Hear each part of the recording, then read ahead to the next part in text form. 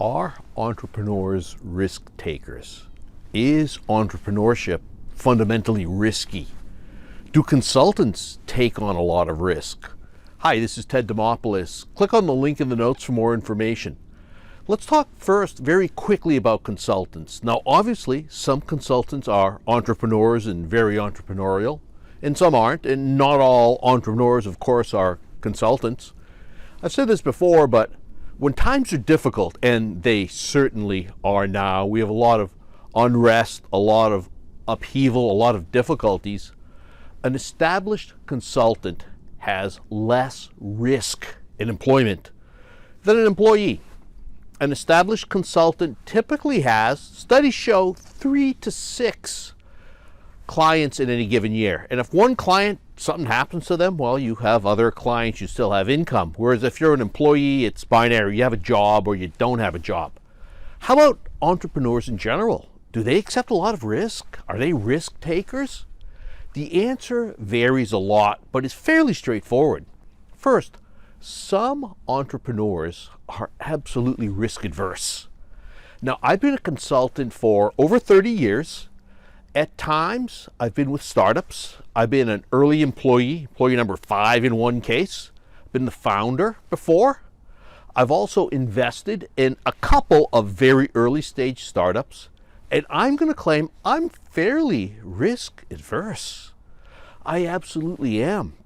I've never invested money I couldn't afford to lose. I'd never put time in I couldn't afford to lose. And quite honestly, when I was full-time with startups, I kept my consulting practice going, consulting on the side, which absolutely limits risk. Now, some entrepreneurs are willing to take on a lot of risk. For example, my friend Rick Berkovitz.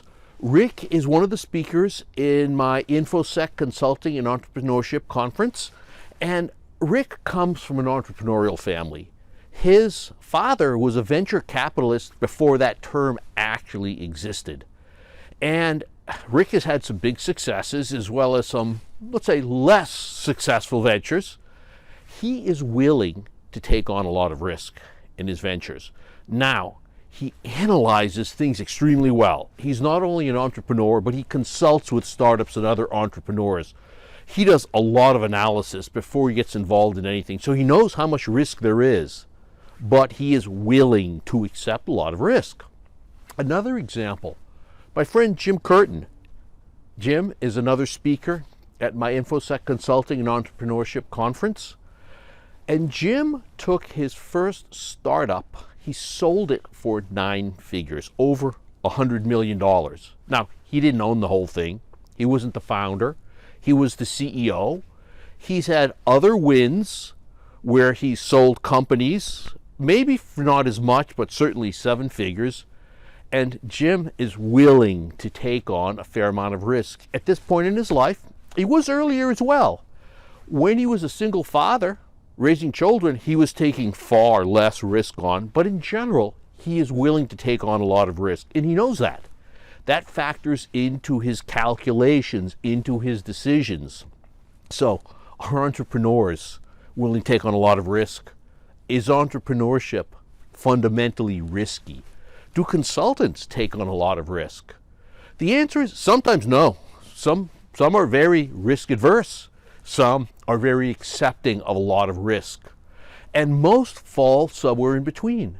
Just like all humans, right? Everything in life has risk involved, whether it's crossing the street, going to the market, shopping, or the dentist when there's a pandemic going on. Having a job, there's risk involved in everything. Some people are more accepting of risk, some people are less. And often this varies depending on what it is in their life, whether it's job, employment, personal activities. So the answer to are entrepreneurs risk takers fundamentally is maybe. It depends. Thanks for watching. Please click on like, leave a comment below, and I'll see you next time. Thank you.